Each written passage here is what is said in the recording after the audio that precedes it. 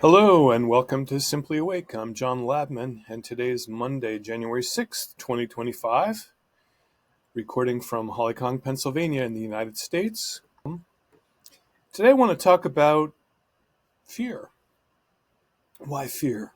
Well, human beings who want liberation also may not know that they also want some mastery over their own human condition. It's not as if the two things are really different.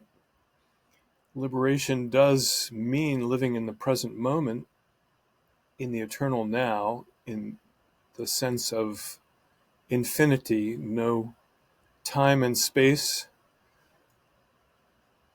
and just enjoying the peace of that silence that you get between the words. We also live in human bodies.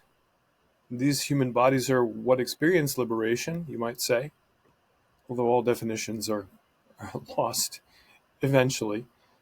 But okay, we have a human body, and that human body is subject to emotion, which really is physical sensation divided into subsets.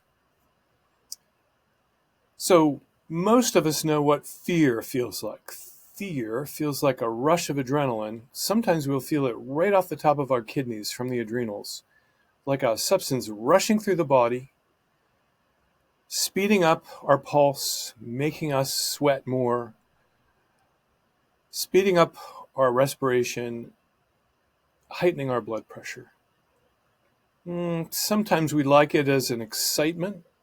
We see that adrenaline release as excitement. If we're riding a roller coaster or flying an airplane or parachuting out of an airplane, maybe we want that kind of excitement. But often fear is just an automatic response of the body that we don't necessarily want. And really, its primary function is to keep us out of danger. I mean, real danger, like life-threatening danger. But fears become a plague in the modern culture. We're taught to think in fearful terms frequently, and we're justified to feel stressed if there's any possibility that our fear becomes a reality. In this way, fear is used to sell us products that we don't need. For example, I've recently seen a commercial about something called a fire blanket, and they're going to tell you that now it's not good enough to have a fire extinguisher in your house. You'd better have our fire blanket or your house is going to burn down. Right away, they're selling you something based on the fear that if you don't buy this thing, you're going to lose your house in a deluge of flames. Maybe deluge is the wrong word. In a combustion of flames. Okay. But most fear is based on false assumptions, like fire extinguisher isn't good enough, you've got to have the fire blanket. Well, that's not necessarily true. False assumptions we could also call lies. Okay, it's irrational, it's false, it's a lie. And these lies seem to repeat in our heads, and the more we focus on the lie, the thought, the more it'll repeat. And when this thought occurs, there's an adrenal release in our body. So we have a sense of fear and repetitive fear, continuing fear. Maybe we don't call it fear because that seems like a strong word to us. We call it stress or we call it anxiety. But it's still too much adrenaline in the system for too long for unnecessary reasons. In other words, the fear response is coming when we're not in danger at all.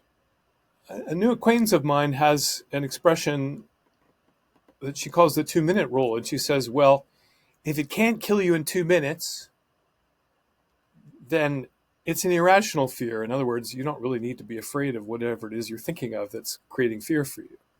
Her name is Julie Ryan, by the way.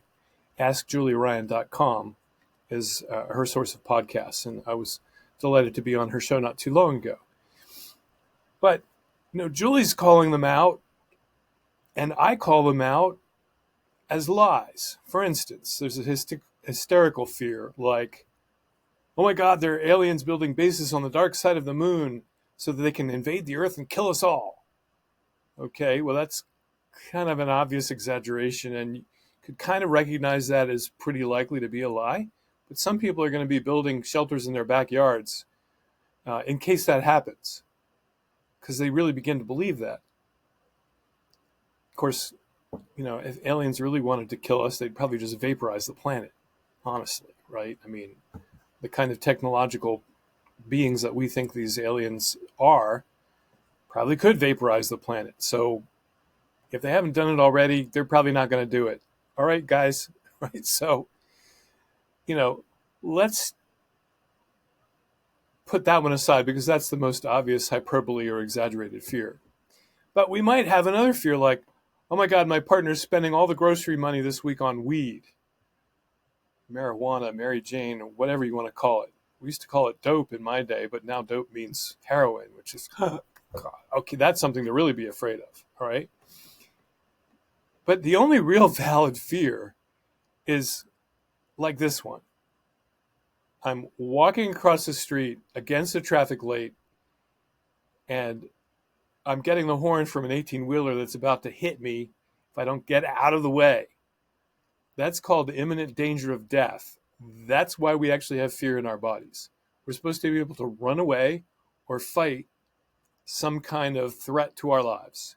That's what the fear is for.